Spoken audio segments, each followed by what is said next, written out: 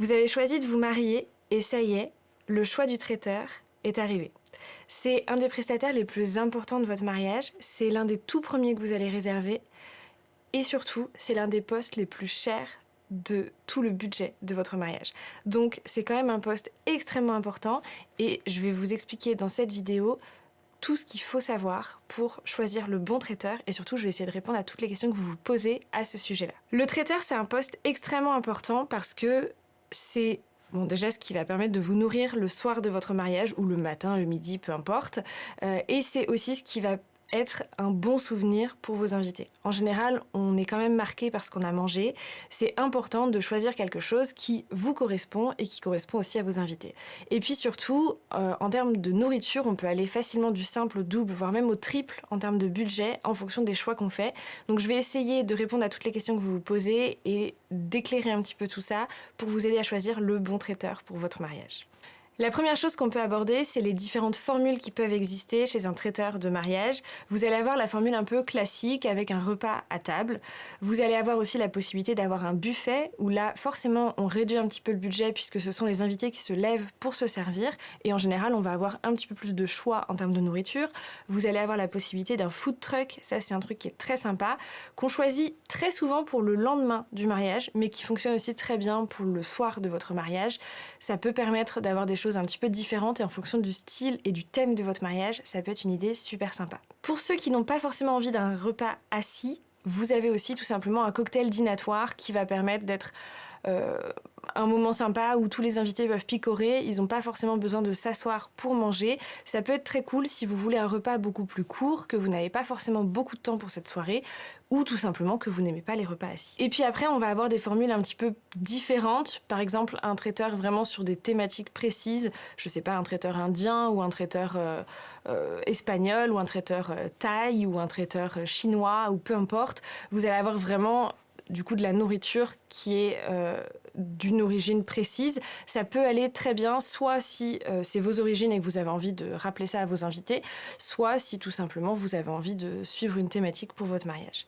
Et puis vous allez avoir aussi évidemment la possibilité de prendre un traiteur partiel, c'est-à-dire que vous allez faire une partie du repas, ou en tout cas vos familles, ou peu importe, et vous allez choisir d'avoir quand même un traiteur pour une autre partie du repas. Ça peut être sympa si vous avez un petit budget, que vous avez des gens autour de vous qui ont envie de participer, mais que vous avez quand même envie d'avoir une partie traiteur, parce que vous n'avez pas forcément ni le temps, ni les capacités de faire tout le repas. Toutes ces différentes formules, elles existent, elles sont à la carte, c'est à vous de choisir, et l'idée, ça va être de choisir le traiteur qui vous correspond. Ça va varier en fonction, évidemment, de votre budget, évidemment de vos envies, du thème de votre mariage, mais aussi du lieu de votre mariage. Parce que c'est évident qu'il y a certains lieux de mariage, certains lieux de réception où vous ne pouvez pas tout faire. On ne peut pas forcément faire un cochon à la broche si on se marie dans une salle des fêtes et on ne peut pas forcément faire un brasero si on se marie en plein hiver, par exemple. Donc ça va dépendre aussi de la date de votre mariage, du lieu, de ce que vous avez envie de faire, mais globalement, vous avez l'embarras du choix. La grande question, c'est combien ça coûte ? Le traiteur, il faut savoir que ça représente vraiment une très grosse part du budget. En moyenne, en France, la partie traiteur, uniquement la partie traiteur, va aller entre 50 et 120 € par invité. Alors c'est une marge qui est quand même assez énorme, donc forcément ça va dépendre de ce que vous choisissez à l'intérieur, mais c'est assez compliqué de descendre en dessous de 50 € par invité. Le traiteur, ça comprend pas uniquement la nourriture, ça comprend évidemment le service, ça comprend très souvent les nappages, donc la location des nappes, des serviettes, etc. Ça comprend parfois aussi, si votre lieu n'est pas équipé, ça va comprendre aussi la location des tables, des chaises, etc. Donc là, forcément, on augmente le budget. Ça va comprendre aussi parfois les boissons. Alors ça, c'est pareil, c'est souvent une option. Vous n'êtes pas obligé d'inclure les boissons. Si vous incluez les boissons, ça va être plus cher, puisque l'alcool, c'est très cher. Si, évidemment, vous prenez les boissons à part, ça va vous revenir beaucoup moins cher pour la partie traiteur. Ce qui va faire jouer aussi sur le prix, ça va être le nombre de serveurs dont vous avez besoin, donc forcément votre nombre d'invités, mais aussi la durée de service dont vous avez besoin. Si vous voulez des serveurs qui sont présents depuis le vin d'honneur, donc vers 17h30, 18h, et qui restent jusqu'à la fin du repas, en général vers minuit, 1h, et qui derrière restent encore pour servir pendant la soirée, Alors en général, là, on n'a pas tous les serveurs pour la soirée, on va en garder un ou deux, mais on peut avoir un serveur qui reste en extra jusqu'à 3-4 heures du matin. Et là, forcément, vous allez avoir un budget un peu plus élevé. Forcément, le type de service va entrer en compte aussi, puisqu'évidemment, si vous avez un buffet, vous avez besoin de beaucoup moins de serveurs, alors que si vous faites un service à l'assiette, là, il va falloir compter quand même pas mal de serveurs. On compte en moyenne un serveur pour 18 à 25 personnes. Donc ça dépend un petit peu de votre nombre d'invités, mais globalement, pour essayer que les tables soient servies, au moins chaque table soit servie en même temps, et puis que ça aille assez vite pour éviter qu'on ait 3/4 d'heure entre la première table et la dernière table, évidemment, selon aussi votre nombre d'invités. La nourriture que vous allez choisir, ça va évidemment varier aussi. C'est évident que si vous choisissez du poisson, du poulet, du bœuf, le coût de chaque ingrédient n'est pas le même, donc vous allez avoir des tarifs qui vont varier. En fonction aussi de si vous choisissez des ingrédients locaux, bio, ça va être un petit peu plus cher que si vous prenez quelque chose de plus classique. Ça va dépendre aussi du style de nourriture que vous voulez. Si vous voulez, je sais pas, une petite salade composée en entrée, ça va être évidemment beaucoup moins cher que si vous mettez du caviar ou du foie gras. Ça paraît évident, mais ça l'est pas pour tous les mariés. Donc évidemment, le choix de votre menu est extrêmement important pour jouer sur le budget. Et puis alors sachez que vous n'êtes pas obligé de prendre toutes les parties du repas chez le traiteur. C'est-à-dire que vous pouvez parfaitement dire que vous voulez, je sais pas, faire travailler un petit producteur de fromage local à côté de chez vous et que vous allez aller directement chez ce petit producteur et donc vous demandez au traiteur de ne pas s'occuper du fromage ou alors de simplement s'occuper de la découpe et du service du fromage. Ça se fait parfaitement et ça ne pose aucun problème à la majorité des traiteurs. Vous allez aussi avoir souvent la possibilité de faire travailler un pâtissier pour la pièce montée ou pour un wedding cake ou peu importe ce que vous choisissez, surtout si c'est pas la spécialité de votre traiteur. Dans ce cas, évidemment, si vous le prenez chez le traiteur, ça va augmenter un petit peu le prix. Si vous le prenez pas chez le traiteur, vous allez gagner un petit peu d'argent là-dessus. Donc, ça va s'équilibrer. Globalement, si on veut essayer de faire quelques économies sur la partie traiteur, même si c'est pas facile, la première chose à faire, c'est de choisir plutôt un menu avec des produits de saison qui forcément vont être beaucoup moins chers. Surtout, essayez d'avoir un menu qui corresponde au maximum de personnes pour éviter d'avoir trop d'options parce que chaque petite option peut coûter plus cher. Et puis, évidemment, vous allez discuter avec le traiteur pour voir ce que lui peut vous proposer. N'hésitez pas à lui donner votre budget initial et à lui dire ce que vous êtes prêt à mettre pour pouvoir jauger ensemble. Vous avez évidemment aussi l'option de rencontrer différents traiteurs pour tout simplement choisir celui qui vous correspond le mieux et qui, parfois, il va être un petit peu moins connu, il va avoir un petit peu moins de renommée, mais du coup, il sera un petit peu moins cher et ça ne veut pas dire que ce sera moins bon. Autre chose qui peut vous permettre de faire une petite économie, c'est de dire que vous ne voulez pas faire de dégustation. Alors, je ne dis pas qu'il faut en faire une ou qu'il ne faut pas en faire une, vous faites bien ce que vous voulez, sachez qu'elle n'est pas obligatoire et que forcément ne pas faire de dégustation peut vous permettre une petite économie. Puisque la dégustation, on a tendance à se dire que c'est gratuit parce que c'est inclus dans le prix global, oui mais non. Forcément, le traiteur il va cuisiner exprès pour vous, donc ça va lui coûter de l'argent. C'est évident qu'il va l'inclure dans le prix global. Donc vous pouvez lui demander une petite réduction si vous ne faites pas de dégustation. Sachant qu'en moyenne, une dégustation, ça coûte 60 € par personne. Donc si vous y allez seulement à 2, ça vous fait déjà 120 €. Mais si vous y allez en plus avec vos parents ou vos témoins, ça peut aller très vite. Si vous êtes en confiance avec ce traiteur, que vous l'avez déjà testé lors d'un mariage d'amis ou peu importe, ou tout simplement vous connaissez, j'en sais rien, ce restaurant ou quoi que ce soit, vous êtes hyper à l'aise, vous savez que même si vous n'avez pas goûté ce plat-là, vous pouvez lui faire confiance sur la globalité de ce qu'il propose, vous n'êtes pas obligé de faire une dégustation en amont. De toute façon, vous allez manger le jour de votre mariage et ce sera super. Perso, je me dis que quand on va au resto, on ne goûte pas avant de prendre ce qu'on prend dans notre assiette, c'est pas très grave. Le jour de notre mariage, on a découvert ce que notre traiteur avait préparé puisqu'on n'avait pas fait de dégustation en amont. Et c'était super chouette parce que du coup c'était surprise en même temps pour nous et pour nos invités. Si vous n'êtes pas hyper à l'aise avec ça et que vous préférez quand même faire une dégustation, dans ce cas, vous pouvez le faire. Je vous invite à bien discuter avec votre traiteur, choisir les personnes qui vous accompagnent, évitez de vous accompagner de vos parents, vos frères et sœurs, vos témoins et toute la smala parce que c'est sympa, mais ce sera très difficile de faire un choix. Moins vous êtes, plus ça va être facile. Un autre petit conseil pour la partie dégustation, prenez des notes pour chaque plat que vous goûtez, chaque chose que vous testez, et ne prenez pas une décision tout de suite. Ne discutez pas entre vous devant le traiteur, parce que c'est beaucoup plus compliqué d'oser dire « bah non mais ça j'aime pas du tout, ça je trouve que c'est pas assez cuit, ça je trouve que c'est pas bien ». Donc on se prend des notes chacun de son côté, à la fin de la dégustation on dit au traiteur qu'on va réfléchir et qu'on revient vers lui, et ensuite on discute posément, calmement, dans le couple, entre vous. Là, vous oserez dire tout ce que vous avez sur le cœur et vous pourrez prendre une décision en fonction de ça. J'en ai parlé rapidement tout à l'heure, mais une question qui se pose souvent, c'est de savoir ce qui est vraiment inclus dans le devis du traiteur. Alors, on a évidemment la nourriture et la préparation de la nourriture, ça paraît assez évident, mais on va avoir aussi plein d'autres choses. Donc on a le service avec parfois des ateliers, par exemple pendant le vin d'honneur, donc qui peuvent être en surcoût parce que forcément ça demande un petit peu plus de personnel. On va avoir évidemment le service tardif si vous souhaitez un serveur qui reste après le repas pour la soirée. On va avoir aussi dans le prix du traiteur les nappages, donc serviettes et nappes. On va avoir parfois l'installation de la salle, avec la préparation des tables. Donc là, forcément, c'est une option supplémentaire et c'est un coût supplémentaire. Vous n'êtes pas obligé de tout prendre, hein. Vous choisissez ce que vous voulez. On va avoir aussi tout ce qui est location de vaisselle. Évidemment, le traiteur, en règle générale, ne vient pas avec sa vaisselle, mais il travaille avec d'autres organismes qui louent de la vaisselle. Donc lui, il a des tarifs qui sont intéressants, qui vous permettent d'avoir des tarifs vraiment abordables, mais par contre, ça rentre forcément dans le devis du traiteur. Donc en fonction du nombre de repas, en fonction du nombre de personnes, en fonction du nombre de verres, de couverts que vous voulez, forcément ça va jouer aussi sur le budget. D'autres petites choses qui peuvent jouer sur le budget, ça va être les équipements dans le lieu. Donc ça, c'est vraiment des questions à se poser dès que vous visitez votre salle de réception, peu importe que ce soit juste une salle des fêtes ou que ce soit un domaine, un château, peu importe. C'est hyper important de voir ce qui est prévu pour le traiteur.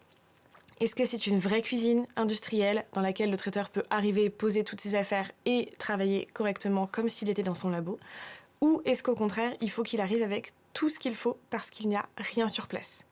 Et donc là, forcément, vous pouvez avoir un petit surcoût si la salle n'est pas du tout équipée pour le traiteur. C'est pareil pour un food truck. Où est-ce qu'il peut se brancher? Est-ce qu'il va pouvoir avoir, je sais pas, des étuves pour garder tout à proximité? Est-ce que il va pouvoir s'installer où il veut sur le lieu? Toutes ces questions-là, c'est hyper important de les poser lorsque vous visitez votre lieu de réception pour savoir comment va pouvoir s'installer votre traiteur. Et donc forcément, ça va jouer sur le coût de votre traiteur en fonction des options qu'il va pouvoir prendre ou pas. Autre chose à laquelle on pense pas assez et pas assez souvent. Lorsque vous allez visiter votre lieu de réception, on va vous donner un nombre d'invités assis qui rentrent dans la salle. On va vous dire, par exemple, 150 personnes. 150 personnes, c'est en partant du principe que toutes les tables sont les plus serrées possibles et sont toutes remplies. Si vous, au lieu d'avoir des tables de 8, vous voulez faire une table de 7 par-ci, par-là, forcément, vous allez être obligé de rajouter une table par rapport à ce qui est indiqué. Parce que quand on a 150 personnes, c'est pas forcément facile de tous les caler comme ça, parce qu'il y a des couples, il y a des gens qu'on peut pas séparer, il y a des gens qui connaissent personne, donc c'est pas si facile que ça. Partez du principe que quand on vous dit que c'est pour 150 personnes, ce sera pour 120. Parce que si vous voulez un petit peu d'espace entre les tables, si vous voulez pouvoir prévoir un petit espace pour des animations, si vous voulez avoir la possibilité d'avoir des tables de 6 ou 7 au lieu d'avoir que des tables de 8 par exemple, c'est plus sûr. Et forcément, pourquoi je vous en parle alors qu'on parle du traiteur ici, ça va aider votre traiteur. Parce que si toutes les tables sont extrêmement serrées, le service sera plus long. Alors on ne se rend pas compte forcément et on se dit « bon, ça va, c'est pas très grave ». En réalité, sur 120 invités par exemple, vous allez forcément perdre du temps. Et donc, à la fin de la soirée, vous aurez en moyenne perdu entre 30 minutes et 1 heure sur le service à cause du fait que les serveurs n'arrivent pas à passer derrière les chaises et entre les tables. Donc ça, c'est quand même quelque chose auquel on ne pense pas suffisamment. Et pourtant, c'est un vrai problème. Donc souvent, le traiteur vous le dit. Le traiteur, en règle générale, connaît quand même le lieu, ou en tout cas se renseigne un petit peu sur le lieu. Mais c'est hyper important de quand même avoir de la place et de prévoir du temps supplémentaire si vous savez que ça va être très serré entre les tables. En termes de logistique autour du traiteur, globalement, la première chose que vous devez savoir, c'est qu'on recommande de réserver son traiteur entre 18 et 12 mois avant le mariage. Évidemment, ça ne veut pas dire que vous ne pouvez pas trouver un traiteur 3 mois avant le mariage. Ça ne veut pas dire que vous ne pouvez pas déjà commencer à vous y prendre 2 ans avant le mariage. Mais la recommandation, c'est plutôt autour de 18 mois, tout simplement parce que c'est là que commencent à bien se remplir les agendas des traiteurs. Typiquement, je vous donne l'exemple de mon mariage. Je me suis mariée en 2023, on a commencé à organiser notre mariage 18 mois avant, et 18 mois avant, on n'avait déjà plus énormément de dates disponibles chez le traiteur qu'on souhaitait. C'est quand même une grosse problématique parce que si vous avez un coup de cœur sur un traiteur, mais que finalement il n'est pas disponible à cette date-là, soit vous changez la date du mariage, soit vous changez le traiteur. Et pour la logistique un petit peu plus le jour du mariage, je vous invite à donner à votre traiteur les contacts des témoins ou de vos parents, ou en tout cas des personnes qui vont un petit peu gérer toute l'organisation du jour J, ou peut-être de la wedding planner ou de la coordinatrice si vous avez choisi d'en avoir une pour votre mariage, de lui donner aussi le contact du DJ, du photographe, et de lui donner surtout, ou en tout cas de lui faire transmettre, par les témoins souvent, une liste des animations qui sont prévues. Ça permet au traiteur de savoir que entre tel plat et tel plat, on a une animation, donc il faut qu'on gère tel ou tel truc pour débarrasser les tables et pour relancer. C'est hyper important. Sachez aussi, petit aparté, qu'on ne prévoit pas plus de 15 minutes d'animation entre deux plats. C'est le maximum que vous prévoyez. Grosso modo, chaque plat va vous durer 1 heure. Donc si vous faites entrée, plat, fromage, dessert, ça fait 4 plats, ça vous fera 4 heures de repas, en moyenne. Pourquoi ? Parce que le temps que tout le monde soit servi, le temps que tout le monde mange, le temps qu'on débarrasse, plus 10-15 minutes d'animation avant de passer au plat suivant, grosso modo, ça fait 1 heure. C'est ce que je vous disais tout à l'heure. Si vous avez des tables très serrées et que du coup le traiteur n'arrive pas à passer correctement pour servir et pour débarrasser, il va perdre un petit peu de temps. Si en plus vous grattez un petit peu sur les animations et que vous passez plutôt à 20 minutes, vous allez facilement finir votre repas avec 1 heure, 1 heure et demie de retard. Donc c'est important quand même d'essayer de timer tout ça. Le traiteur sera là pour vous accompagner et pour vraiment vous guider, mais tout ça va devoir être quand même timé, et en termes de logistique, c'est important de savoir que voilà, le traiteur, c'est bien qu'il soit en contact avec les différentes personnes qui sont concernées, et surtout ne pas prévoir plus de 15 minutes d'animation entre deux plats. Une question qui se pose aussi, c'est celle des régimes alternatifs. Si dans vos invités, vous avez des personnes qui n'ont pas le même régime alimentaire que vous, qui sont végétariennes, véganes, qui ont des intolérances ou des allergies, évidemment, vous allez en général vouloir leur proposer un plat adapté. Donc ça, c'est important d'en parler avec le traiteur. En général, ce qu'on fait, c'est tout simplement qu'au moment où les invités nous confirment leur présence, ils vont nous préciser s'ils ont des allergies, des intolérances ou un régime alimentaire spécial. Vous pouvez même ajouter une petite case sur le faire-part si vraiment vous avez un doute que les invités pensent à vous le dire, mais normalement ils vont le faire. Et ensuite, vous faites une liste à votre traiteur en lui disant, à la table numéro 2, il y a Géraldine qui est allergique aux fruits à coque. À la table numéro 7, il y a Martin qui est végétarien. Et à la table numéro 18, on a Clémence qui est enceinte, donc qui ne peut pas manger de viande crue, par exemple.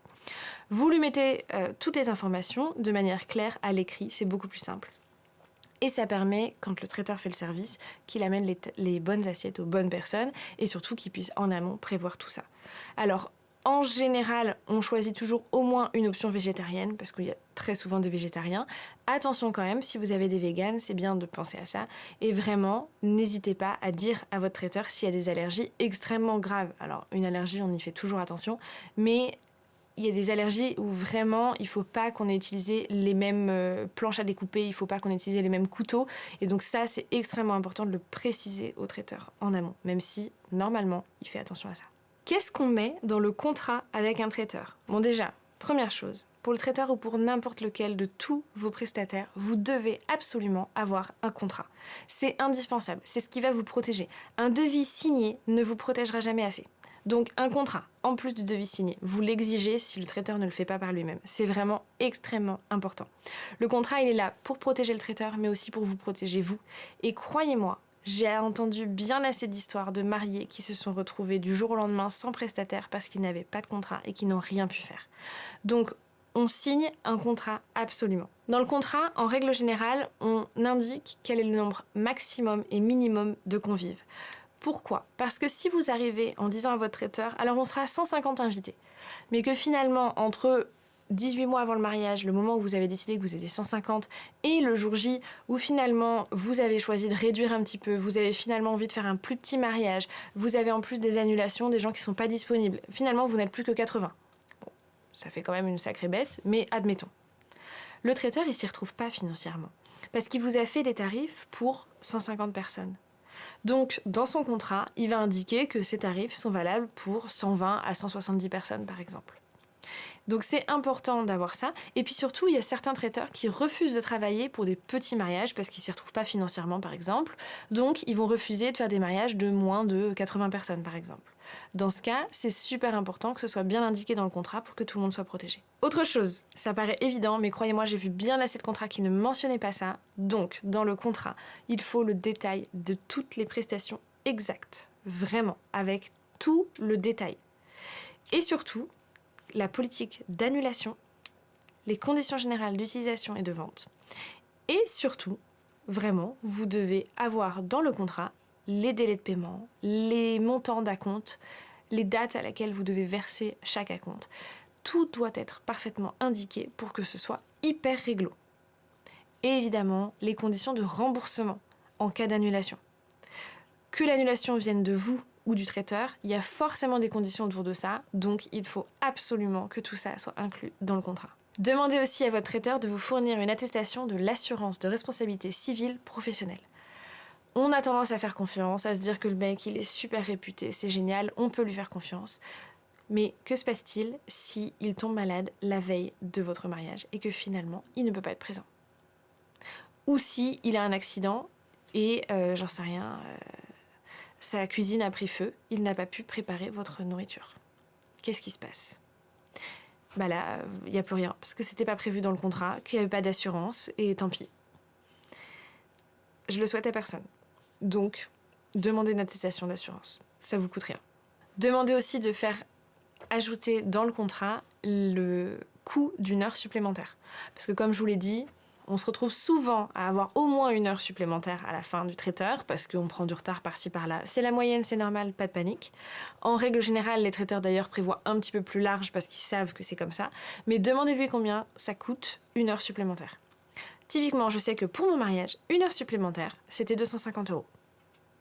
Par rapport au nombre d'invités, par rapport au nombre de serveurs dont on avait besoin, ça coûtait 250 €. Bon bah au moins on est au courant. On sait que si on dépasse d'une heure, c'est 250. On sait que si on dépasse de 2 heures, ce sera 500 € supplémentaires. Il n'y a pas de mauvaise surprise. Vous commencez à avoir pas mal d'infos pour choisir le bon traiteur, mais je vous ai aussi préparé une petite liste des questions que vous pouvez poser à votre traiteur pour vous assurer qu'ils correspondent parfaitement à vos besoins. Bon, déjà, commencez par lui demander s'il a l'habitude d'exercer dans l'événementiel, depuis combien de temps, s'il a l'habitude de faire des mariages, quel type de mariage il a l'habitude de faire pour vous assurer qu'il corresponde parfaitement à ce que vous recherchez. Vous pouvez aussi lui demander s'il travaille justement avec des produits frais, locaux, de saison, bio, peu importe. Demandez-lui de vous conseiller sur les options végétariennes, véganes qu'il peut proposer en fonction des plats que vous avez choisis. Ça c'est hyper important parce qu'il n'y a personne de mieux placé que votre traiteur pour ça. Vous pouvez d'ailleurs aussi lui demander de vous conseiller sur le vin. Même si c'est pas le traiteur qui fournit les boissons, vous pouvez lui demander de vous conseiller en fonction de l'entrée, en fonction du plat, quel type de vin il vous recommande. D'ailleurs, par rapport à ça, quand le traiteur ne fournit pas les boissons, attention au droit de bouchon. Le droit de bouchon, qu'est-ce que c'est? C'est tout simplement une taxe que vous allez payer à chaque ouverture de bouteille. Donc, si le traiteur ne fournit pas le vin, il peut prendre un droit de bouchon. Alors, sachez quand même que ça se fait de moins en moins, c'est un petit peu archaïque et je vous recommande d'éviter les traiteurs qui prennent un droit de bouchon. Mais vous faites ce que vous voulez. Grosso modo, il va prendre par exemple 5 € pour chaque ouverture de bouteille. Si vous avez 40 bouteilles ouvertes dans la soirée, il va vous prendre 40 x 5 €. N'hésitez pas à demander à votre traiteur s'il connaît déjà le lieu de réception, s'il y a déjà travaillé, s'il souhaite le visiter, dans ce cas vous pouvez prévoir une visite, s'il souhaite avoir des photos, s'il a besoin de certaines choses que vous pourriez demander au propriétaire de votre lieu de réception justement. Demandez aussi à votre traiteur quelles sont les options prévues pour les enfants et pour les prestataires. Parce que vous allez avoir évidemment toutes les informations concernant le menu des adultes, mais si vous avez des enfants invités à votre mariage, vous allez leur proposer un menu enfant. Donc demandez au traiteur jusqu'à quel âge est inclus le menu enfant. Il y a même certains traiteurs qui proposent un menu ado, qui en général commence à partir de 12 ans jusqu'à 18 ans.